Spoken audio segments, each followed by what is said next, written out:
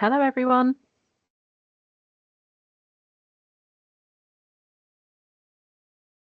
We'll just give it some time for people to join. I can see people are still entering at the moment. It'd be nice to see in the chat, to know where people are dialing in from, what your role is. Thank you all for joining today.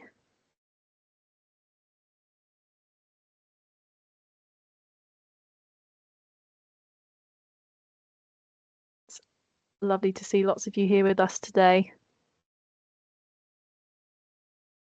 Yeah, please let us know where you're dialing in from today. Newcastle upon Tyne, we've got Wales, Bristol, Port Talbot, Lisbon, London, Essex. Hi, everyone.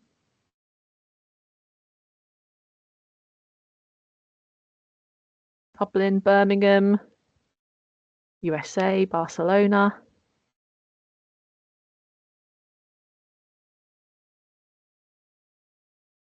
Hello, everyone. Okay, we will get started shortly, just giving people an opportunity to join us.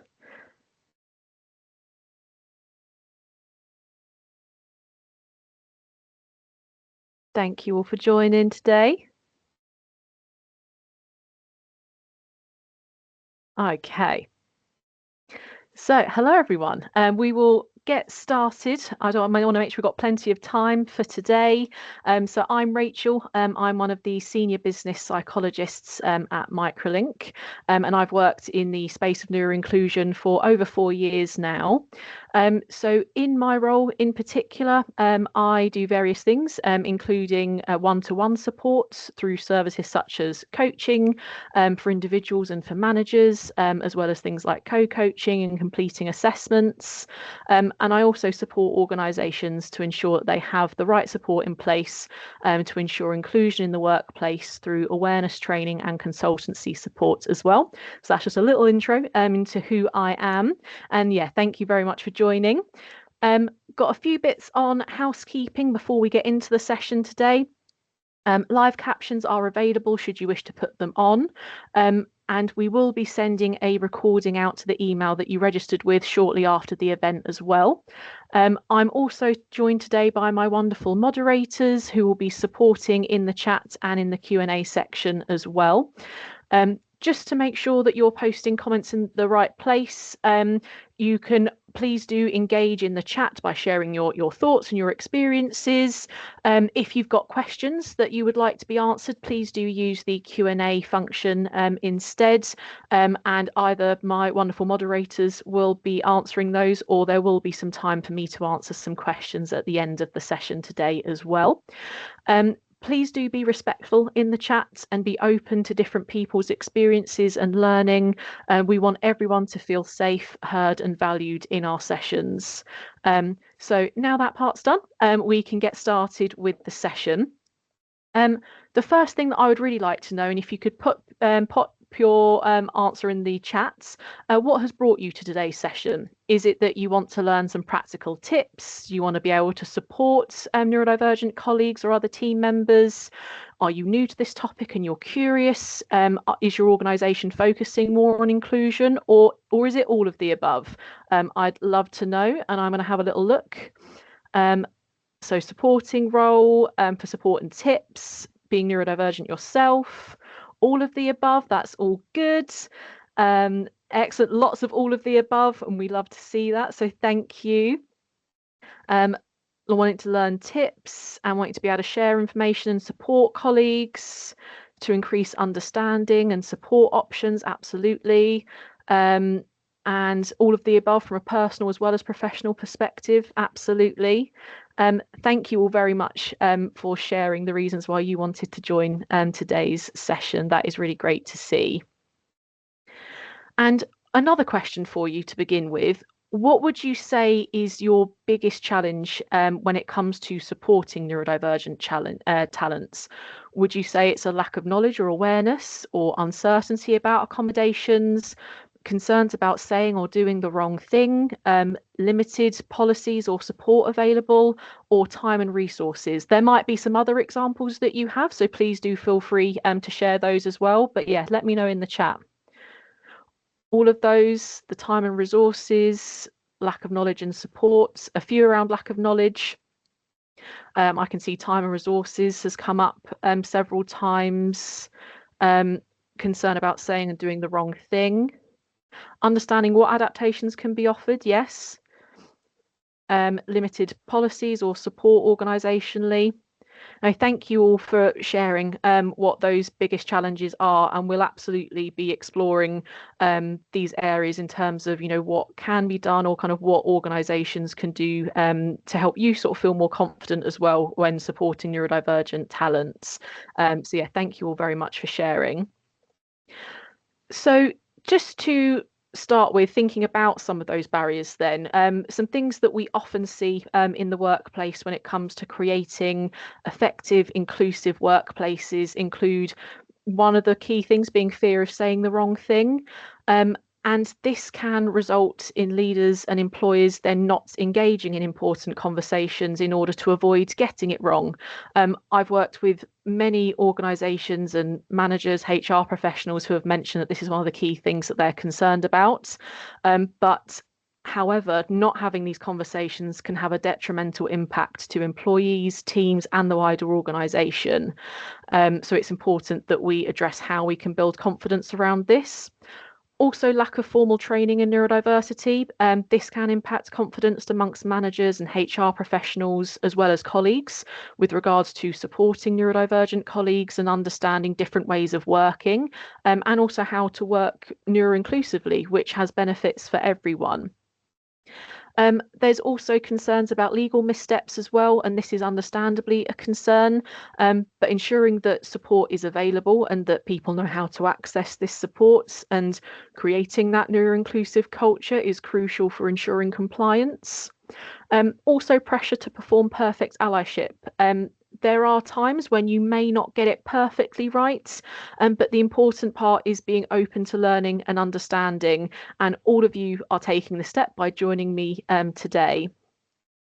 In terms of the wins when it comes to supporting neurodivergent talents, we will also, through today's session, be exploring what small actions can be done. And it's really great to do things like sharing success stories that show how small adjustments can really increase success and comfort levels for everyone. And also another key thing is listening to those that have lived experience within our organisations, within our teams, because this can help with supporting our understanding of, emotional and sensory experiences, which can then enable leaders and HR professionals to feel more confident to act with empathy, and to help with supporting neurodivergent talent in the workplace as well. So by the end of the session today, the aim is for those of you joining today to feel more confident, more capable and better equipped to support neurodivergent colleagues. So what does confidence look like in practice? So some of the key things are, first of all, knowing that you don't need to diagnose or label someone. Also understanding strengths and challenges in a balanced way, and also myth busting to remove the fear of getting it wrong, because that can be truly harmful to neurodivergent talent within the workplace and can impact the ability to have that culture and that psychological safety that enables them to thrive and to have conversations about their ways of working. Thinking about those conversations, I want to start us off by exploring what confidence in having these conversations can look like. So what I want to ask you as well, and please do put your answer in the chat, what is a barrier for you when having conversations about support needs or ways of working preferences? What is a barrier for you when trying to engage in having those conversations from your own experiences? If you'd be happy to share in the chat, that would be great to know.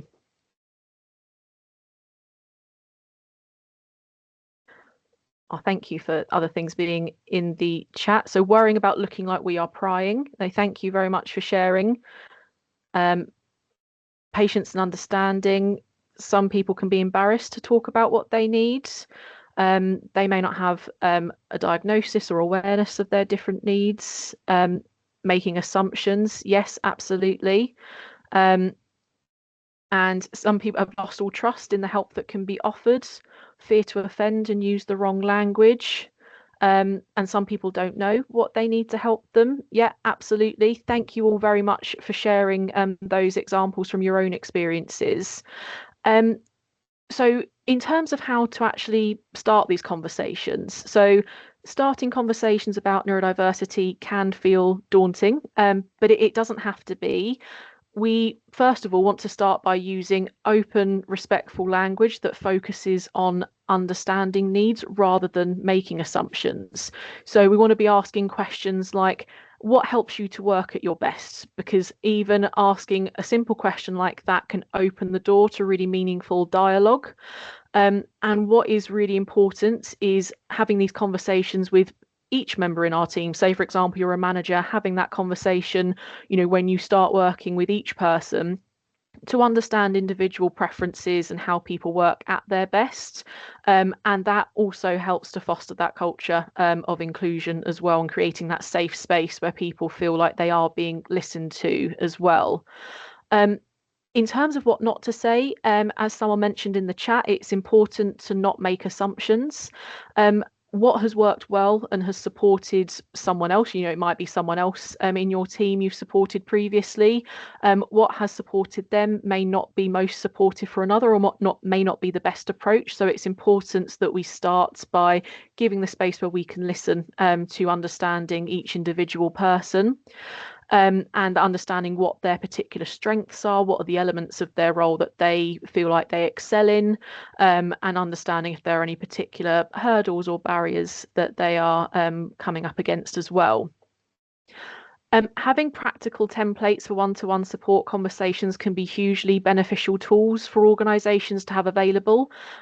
These can be massively beneficial to managers to feel confident in having these conversations, but these can also be beneficial for employees as well, because if this is a tool or resource that is available across the organisation, it can help to provide insight into what things may be discussed or what questions could be asked in these conversations, to enable people time to process what it is that they would like to be able to convey, and help them to feel more confident going into that conversation as well.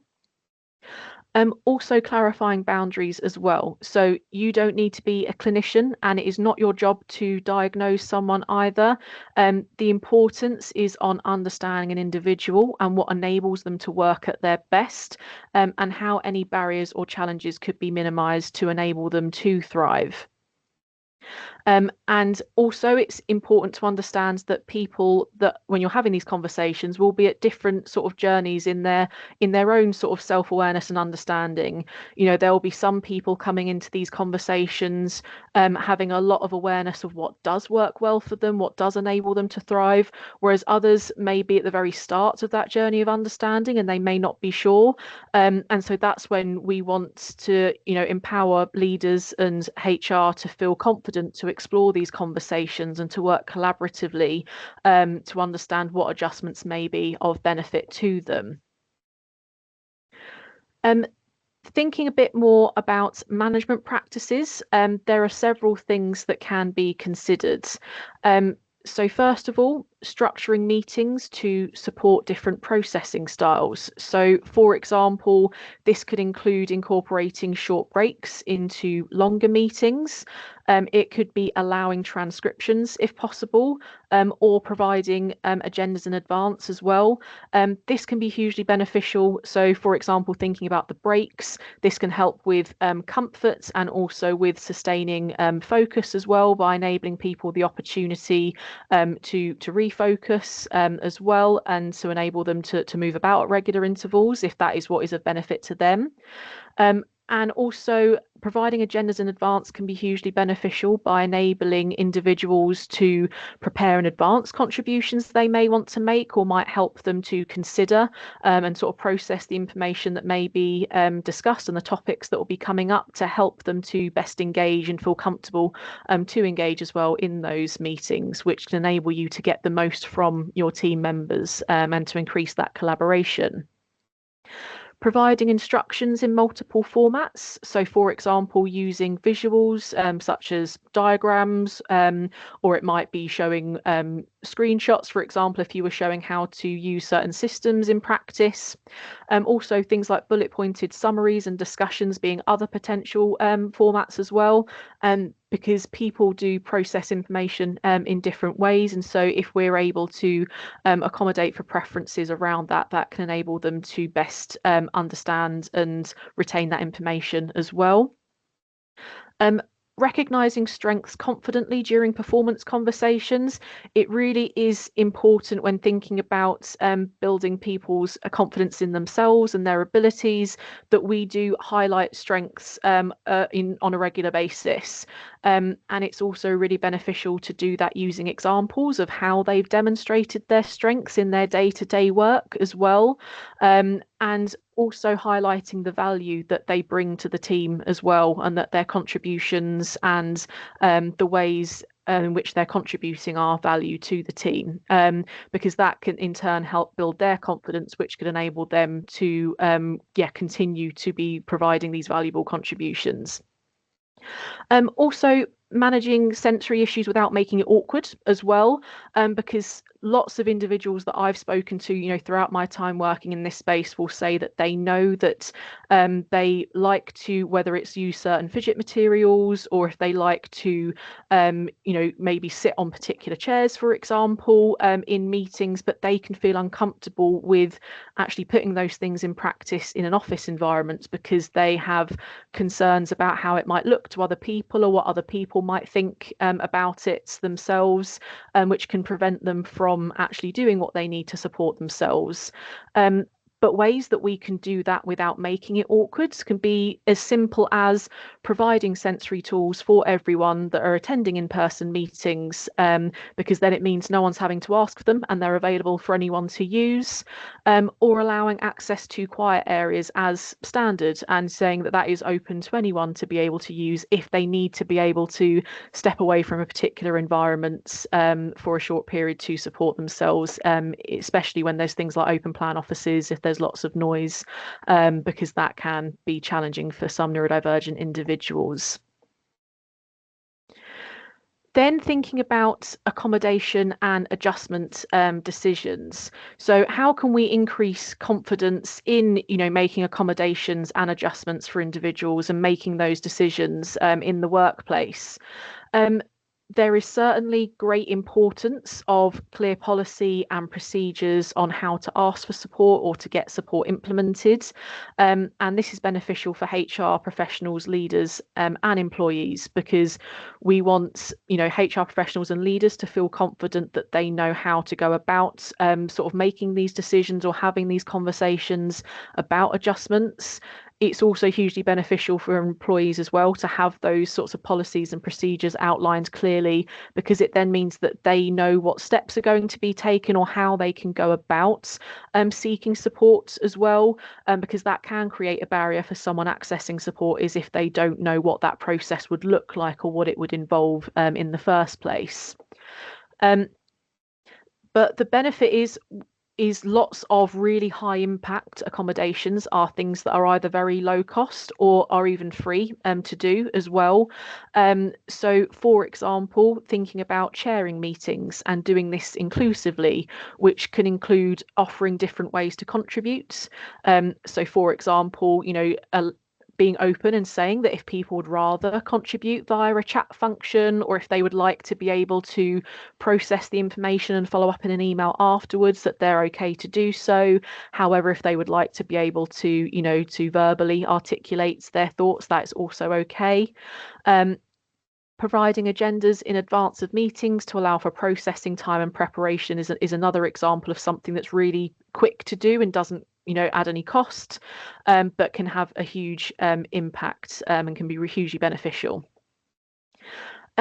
Also thinking about how to co-design adjustments with the employee as well. So open conversations, as I mentioned earlier, starting by asking what enables someone to work at their best is a great place to start. And as I mentioned earlier and sort of touched on, so some individuals will have really good awareness of that, and they will have sort of a very clear idea of what it is that they would benefit from, because it might be that they had adjustments or support through education or in previous roles that they would like to be able to bring into a new role, for example, and want to explore the options for that. Whereas for other people, they may not have considered this at all before.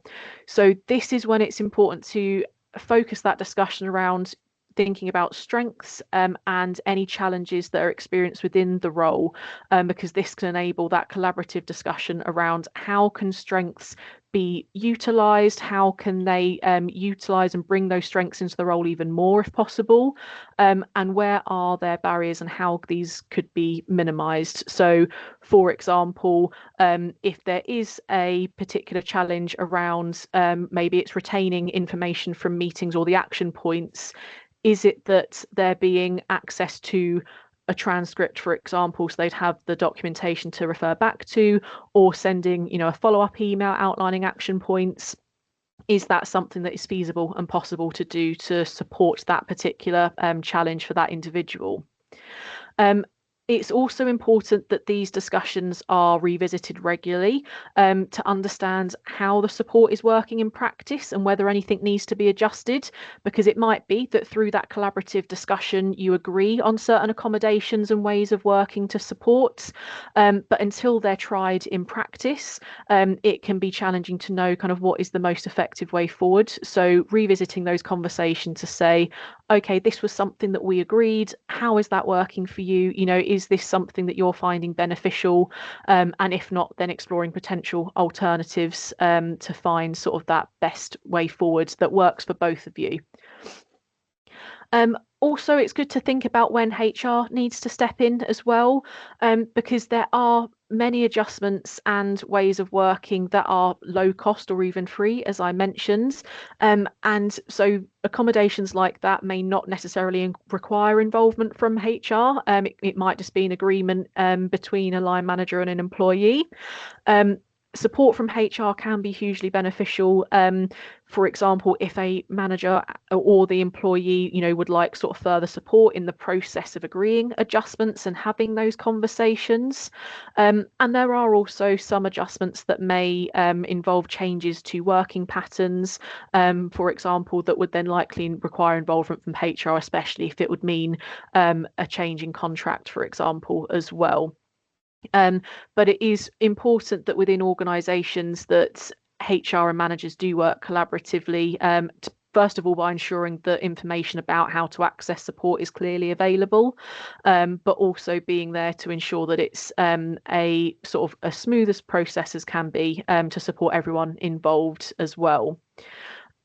It's also important to think about how to document support appropriately as well, because it is important that the outcomes of these conversations are written down and are documented, because this enables clarity for all parties in terms of what has been agreed and what support is of benefit to the individual.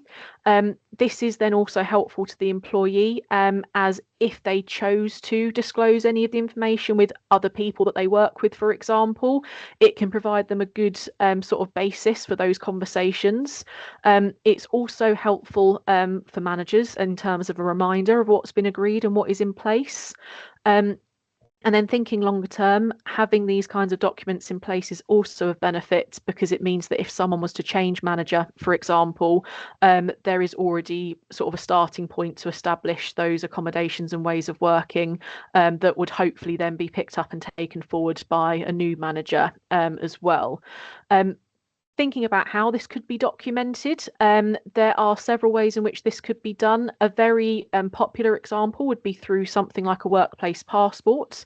So this is a document whereby you would outline particular areas of strength, particular challenges in a role, but the particular focus being on what support is beneficial to someone, what enables someone to work at their best, and whether that's through things, for some people it might be through things like assistive technology, but for others it might be around sort of methods of communication. It might be, where possible, providing information in a visual format, or offering follow-up conversations when given a task, for example, if needed, to support with clarity. And so so these passports can be beneficial to document all of that clearly. But again, it's also important then when revisiting these discussions that the document is also updated as well, to make sure that it is up to date based on someone's role and responsibilities, in case there's been any changes around that, or if any particular adjustments or supports need to be adjusted for any reason as well.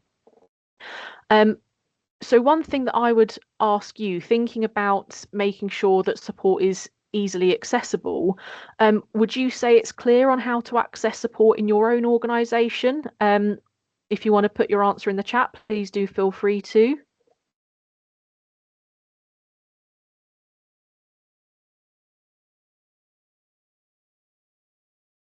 Okay, we've got some mixed responses in the chat at the moment. So yes, it is not at this point. It's a work in progress, not specifically. No, thank you all for sharing. Thank you all for sharing your experiences about whether or not the support is sort of easily accessible or identifiable in your organisation. We're building on it, so it's great to see that there's lots of you that are saying that if this is a work in progress, it's something that has been highlighted and is being worked on. Okay, I think I'd know where to start. Managers are very approachable. Yeah, someone's saying that they'll review to see how accessible it is for colleagues too. Absolutely, because as much as it is certainly important for HR and for leaders to know how to access this support, or kind of what steps to take, it's also important for colleagues to know how they can open that conversation, or how they could approach that if they wanted to access support, if they needed to access support for them as well. Thank you all for contributing to that. Okay, so I do have a few other questions for you as well. So first of all, if you could improve one aspect of neuro-inclusion in your organisation, what would it be? Would you say it is awareness? Would you say that it is manager training, communication and meetings, recruitment and onboarding, accommodations process? What would you say? Okay, so we've got several answers for manager training sort of straight away. Manager training, communications and meetings, all are important. Absolutely. You're absolutely right. They really are. Manager training and recruitment, manager training, awareness, all make a difference. Yes, absolutely. Thank you all. Making it day to day and not a big thing, absolutely. And I think this is one of the important things about as leaders, actually talking about neurodiversity openly in the workplace, and sharing, success stories of where support has been beneficial, and also, openly communicating about the support that is available in an organisation as well, because by making it something that is discussed openly, it then creates that culture where people feel like it's something that can be talked about, and something that is okay to speak about, and that it is something that people will be listened to and sort of will still be valued for, to try and sort of minimize any sort of apprehension that certain people may feel about approaching those conversations as well. So I can certainly see that with these responses, there was probably an overwhelming majority that mentioned manager training being one of them.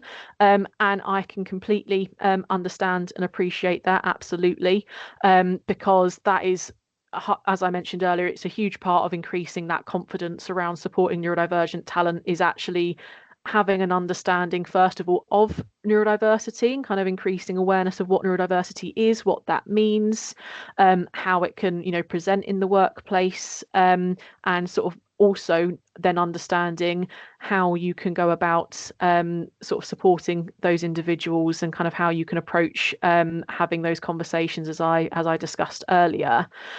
So that is certainly an important starting point to kind of have that educational piece and that awareness and understanding to increase confidence, absolutely. And it's interesting, I think I maybe saw one or two people mentioning the sort of onboarding side of things as well. And that's sort of really interesting because when we think about the sort of journey of an employee, that is the first step of it. It's the first step that someone will go through is that recruitment process. And then if they're successful, it will be that onboarding process. And there has been a lot of research that has found that neurodivergent individuals can be off-put roles based on the job adverts that they see, or if the processes in that recruitment process aren't clearly outlined, or depending on even how accessible the information is itself. How is it presented?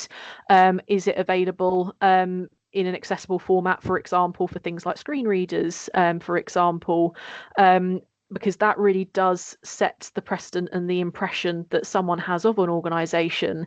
And so it's important that off the bat there is that clear understanding that an organisation is one that will offer support and is open about having those kind of accommodations and things accessible as well. Let me just have a look. There's been some more in the chat as well. Let me have a look. Removing barriers without making the process too complicated and difficult for colleagues. Absolutely, because if it was a very convoluted process, that could absolutely be off-putting for individuals to then want to actually discuss accommodations and adjustments in the first place. So we absolutely want to make that as straightforward as possible. And again, I know I've repeated this and sort of mentioned this at several points during the session today so far, but I think it does come back to having those open conversations to understand an individual and their strengths and their challenges as a starting point, because again, as I mentioned, often it's the adjustments that are either low cost or no cost that can have such a huge impact to begin with, and not just for the individuals but also for teams as a whole as well. And let me have a look at what else has been in the chat as well. When employees know that managers have been trained, then they can be more themselves and therefore their best selves. Again, it's a great point. It certainly adds to creating that that culture of having that sort of safety to feel like they're able to talk about things. If they know that their managers have wanted to learn and understand and educate themselves on neurodiversity, it's thinking about sort of clients that I've worked with and kind of whether it's sort of through training sessions that I've done, or things like co-coaching with managers and employees, the huge difference that it makes when there actually is that space just to talk and be listened to as well, and for individuals to feel like their manager, it might be that they're not getting it perfectly immediately, because as I said, there are going to be times that we're not doing it perfectly, but just showing that you are open to understanding, open to learning, and are taking the steps in order to do that can make such a huge difference in someone not only feeling able to bring their authentic selves to work, but also enabling them to feel like they can approach their manager with that conversation, and to be able to seek support that they need to enable them to work at their best as well. Let me have a look at what anyone else has mentioned. Leaders that role model and kind of open up about their own lived experience. Absolutely. Sharing lived experience can be really powerful to do, because again, being able to share your own stories about your own experiences, as if you are neurodivergent yourselves, can be hugely impactful, again, in kind of showing that, celebrating the successes and the strengths and the values that neurodivergent people bring as well, and again can make people feel like they're not on their own as well. It can help them to feel seen and heard by others, but especially if it's leaders that are opening up those conversations and are sharing stories, if they felt comfortable to do so themselves, then that can have a massive impact on that culture and creating that space that is neuro inclusive. Absolutely. Thank you all. Okay, excellent, thank you. Now I've got another question for you to consider now. So which area would you say is something that you would most like sort of practical guidance on? Is it around the more recruitment side and hiring, the onboarding, day-to-day management and communication, the accommodations and adjustments piece, or around that sort of building a neuro-inclusive culture? All, yes, absolutely. So culture, hiring and recruitment, all recruitment, building a neuro-inclusive culture. Absolutely, thank you. Several people saying all, completely understand that. Someone said the implementation of adjustments, and I think that's also a really important point to consider and to think about as well, because obviously, yeah, the first point is having the conversation around what adjustments and accommodations can be put into place, kind of what is feasible, what is agreed as a sort of way of moving forward with that side of things.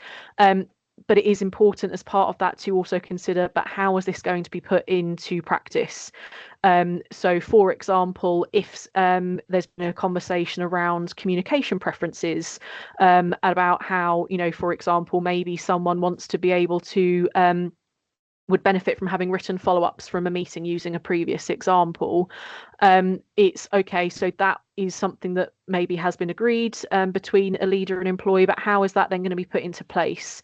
How is that information going to be shared? Is it that there's going to be a transcript from the meeting that is then going to be shared around by the person who chaired the meeting, or is it that it's going to be a sort of shared responsibility to take some collaborative notes sort of as a group in that meeting? It's important for both sides to kind of understand not just what those accommodations and adjustments are, but what are the practical steps for implementing it as well, to ensure that everyone is clear on what that's going to look like in practice, and to still again make it a smoother process and a straightforward process as possible, by removing any ambiguity in that as well. Let me have a look. There's been some other messages in the chat, so thank you. Okay. Changing the culture will ripple and help change all the other points.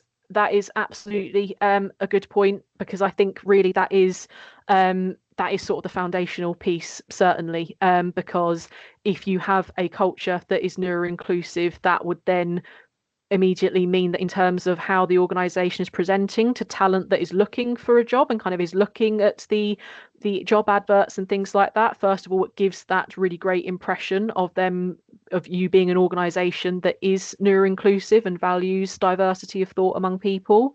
And then that would then in turn, as you say, mean that the onboarding would consider the inclusivity and kind of best practice around making sure that from the outset someone's support needs and ways of working are understood to help inform how they're trained, or kind of what they may need support with, which then has a knock-on impact in terms of management and accommodations, and so on. So absolutely is a good point in that the culture really is that foundational piece to start with. Absolutely. Excellent. Thank you all. Then I have a third question for you, which is, which of these would most help you feel more confident? And do you feel that would be, having clear and simple guidance or examples, do's and don'ts, sort of almost manager scripts or kind of language tips, or understanding different sort of neurodivergent experiences? Please let me know your thoughts in the chat.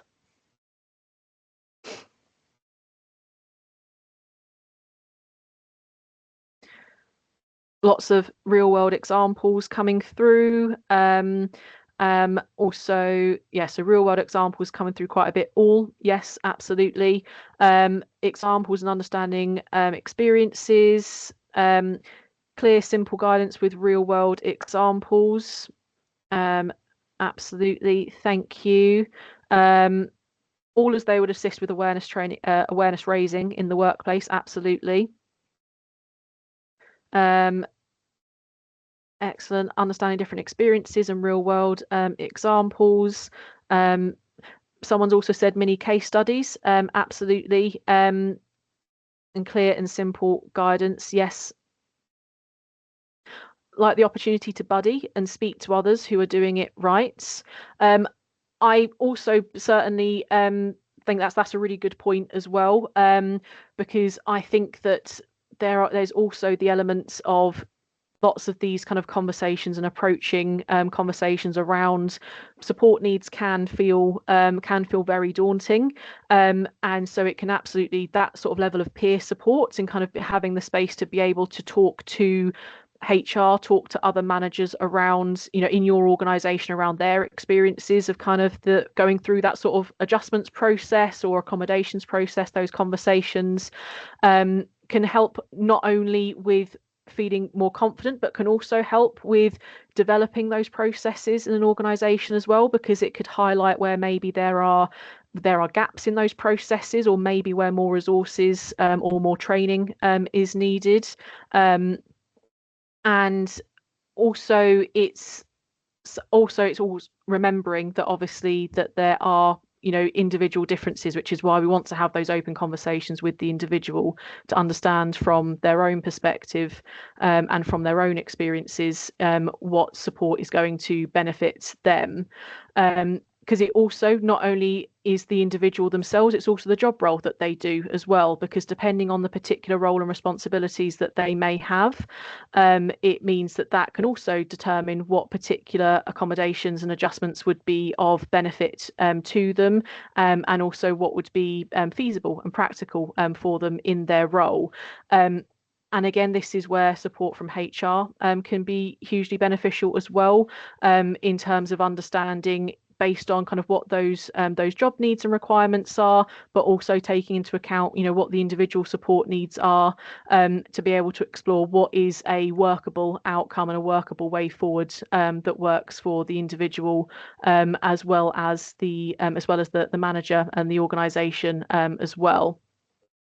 And someone has mentioned workplace passport templates as well. Certainly there are lots of organizations that do have their own sort of their own passports that they develop for this process, and yes, so some organizations do develop their own. It is also something that we at Microlink could support with as well, if it was something that you wanted to get in touch with us for as well.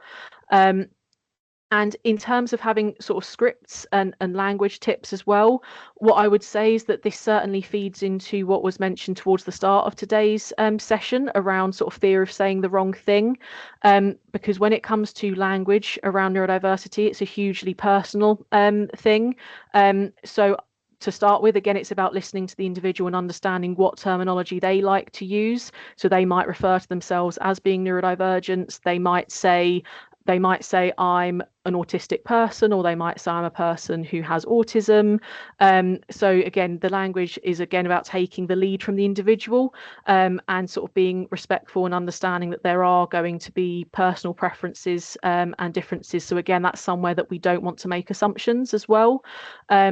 But again, we don't want fear of saying the wrong thing to stop us from having the conversation. So again, it is hugely important that we take our lead from the individual themselves to understand what language they would like us to use, and then taking their lead from that as well.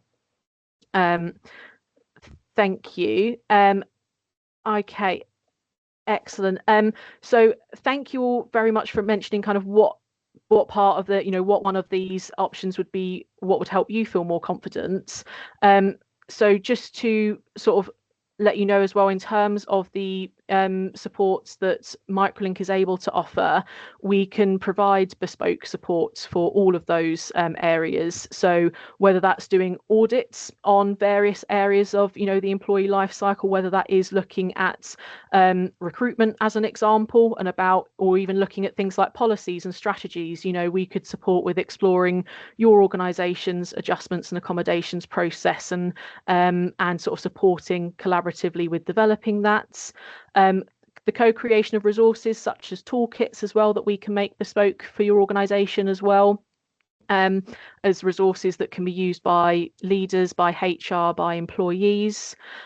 Also support with organisational development and change management, and also designing interventions to support with wellbeing and mental health as well. So if you would like to learn any more about our neurodiversity services at Microlink, or if you would like us to run a bespoke session tailored for your organisation, please do get in touch. The email is on this slide here, and these slides will be shared afterwards as well, so you'll have this information to refer back to. And please keep up to date with us on social media as well, so on LinkedIn, on Instagram, and we've also got our website as well where you can keep up to date with us. And so we are going to have time for Q&A now as well, but I appreciate that some of you may need to start dropping off soon. So just to let you know as well, we've got our next event on the 5th of February, which is about inclusion starts at the top, securing executive buy-in for inclusion. So thank you very much. If anyone has got questions that they would like me to answer, please do use the Q&A box at the top of the screen there. Just to make sure that I can see that. But if any of you do need to go, please, thank you very much for joining. But if you are able to stay and join for the Q&A, please do. And I will happily answer those questions for you. Okay, so there's one question that's been put into the Q&A that I can see that mentions, actually, let me just stop sharing my screen for this particular part. There we go. So we've got, with workplace passports, where would you recommend they are held? We currently give ownership to the individual it supports, so they and their manager can access a copy, but it's not held centrally with HR, which can flag up issues when adjustments aren't being stuck to, as HR doesn't have a saved copy to refer to. No, this is a really great question, so thank you very much.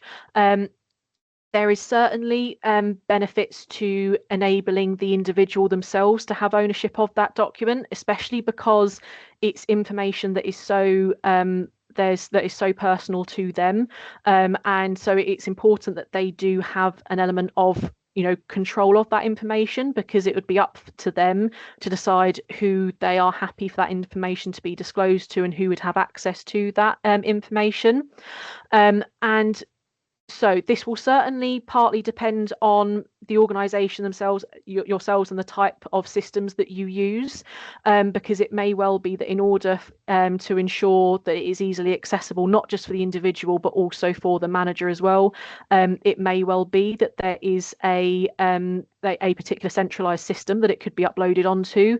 It's just the thing to be mindful of is who else would have access to it, because as I said, we'd want to ensure that the individual is able to agree to and consent to that individual, is able to consent to that information being uploaded to that particular system, for example. So it may well be that as part of that conversation in creating that passport, it could be that you agree with the individual, where are you happy for this to be stored? Is it something that you are happy to be on the HR system, for example, if that's where it could go?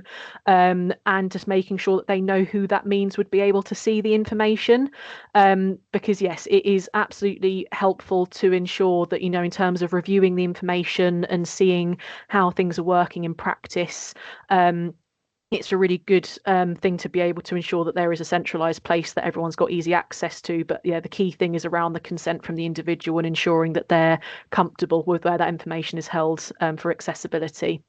So thank you very much for that question. If there are any other questions from anyone at all, please do put them in the Q&A function. I will check the chat just to see in case there's anything else on there. The details for the session on the 5th of February, we will absolutely make sure that they are shared.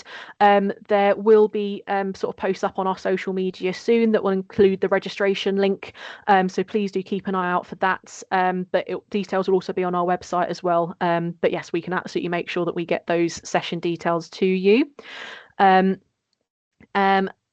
Thank you. No, thank you for people that needed to go. That's absolutely fine. Let me check the Q&A to see if there's anything else. Okay. So would it be feasible to ask that a neurodivergent staff member request that their manager attend awareness/upskilling sessions to better support them? Would this be a reasonable adjustment? Um, now, so when it comes to that as a reasonable adjustment, well, the short answer would be yes, it's absolutely something that can be a reasonable adjustment. So for example, in workplace needs assessments reports that are, that we could write, for example, I've written many in the past where I have made the recommendation that an individual's manager or or team do awareness training, whether that's on a particular neurodivergent condition or whether that's on neurodiversity more broadly, just to because the aim is obviously that's to best support the individual by increasing that awareness and understanding, to enable them to understand how they can best be supported within their role. Of course, in terms of it being a reasonable adjustment, obviously any recommendations that would be made are at the discretion of the employer to decide on whether or not it is reasonable, but it is something that can be a reasonable adjustment as a supportive measure for an individual in the workplace. Let me just have a look and see if there are any other. Oh, I think there's been a few. Oh, there's been several questions that have just come in now. Excellent. So just to let you know as well that if there are any questions that we run out of time to answer today, you've got our email address again, so please, do feel free to reach out and we will endeavour to get back to any questions that we don't manage to answer today, but I will do my best to get through them now. So let me have a look. Okay. Is there a list of basic adjustments? So when it comes to adjustments, it's not that there is a set list of what could be put into place, because as I said again, it's something that is so person-centered, so individualized, depending on what their particular needs and preferences are, and also depending on the job role that they do as well. So it's not that there is a list that exists. There are examples of adjustments that can be that are sort of very often seen in organizations, especially, for example, thinking about the office environment. If there are roles that are in an office, it could be things like, for example, enabling someone to have a fixed desk in an office. So if someone experiences sensory challenges when they work in an office environment, particularly if it's an open plan office, some individuals may find that there's particular areas of the office that they find more comfortable to work in, might enable them to focus better. So for example, this might be being in a corner rather than in the middle of a group of desks. It might be in an area where there's more natural light and less overhead artificial lighting. And it might be a desk that is away from where people congregate, so it might be away from kitchen areas and corridors, for example. Of course, this will depend on the particular office layout that your organisation has, but those are some examples of what that might mean for someone who maybe does experience those sensory challenges in an office environment. Okay, let me have a look. Let's have a look. So what is the impact if we don't build the reasonable adjustments? How is this related with mental health? Because managers that are focused in driving results may see this as unproductive. So it's certainly the impact if reasonable adjustments aren't put into place. There are several impacts. There's certainly the personal impacts to the individual employee. There are many individuals that I have worked with over my time working in this field where if they've not had any support put in place at all, it has had a detrimental impact on their mental health. It can massively increase anxiety and stress.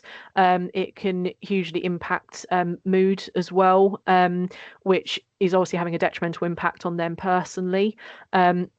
It can also have a huge impact on sort of people's fatigue and energy as well, because if there are no adjustments in place, it does mean that neurodivergent individuals are much more likely to mask, and maybe masking all of the time if there is no support in place, which is then making things more effortful for them and is, draining energy.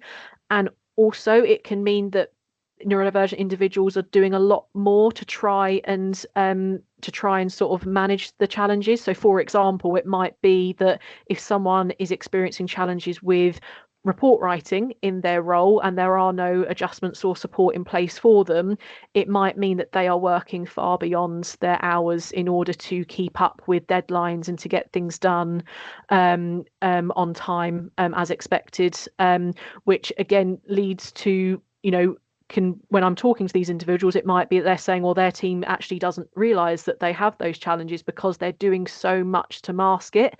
But to the detriment of the individual is huge. And, that could have a massive impact on organizations in that, people may choose to leave their roles in the organization because of the impact that it's having on them as well. But of course, there is also the impact it has on organizations, thinking about one of the sort of concerns I mentioned earlier about things like legal repercussions as well, because it's something that organisations have, a duty of care to do, is to put those reasonable adjustments in place for those that need it, as thinking about the Equality Act, disabilities within the Equality Act. And although not all neurodivergent people would refer to themselves as disabled, neurodiversity is a protected characteristic under the disability facet of the Equality Act. So it is important to organisations from that standpoint as well. But it's certainly very important to consider the personal impacts that has on individuals as well.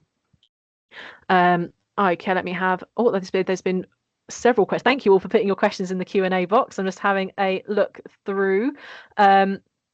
Okay.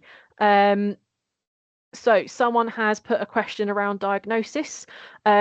So is there advice on how to approach or support someone towards having their needs recognised if they have no diagnosis, and also helping them recognise their own adjustments? I appreciate this can be a very sensitive to approach to do likely past stigma or misdiagnosis. No, thank you very much for that question. This is a really important question to consider. So an individual does not need a diagnosis in order to access support in the workplace. So that is the first important thing to note, because there are some organisations that have the misconception that they would require a diagnosis to be able to give them support, and that's simply not the case.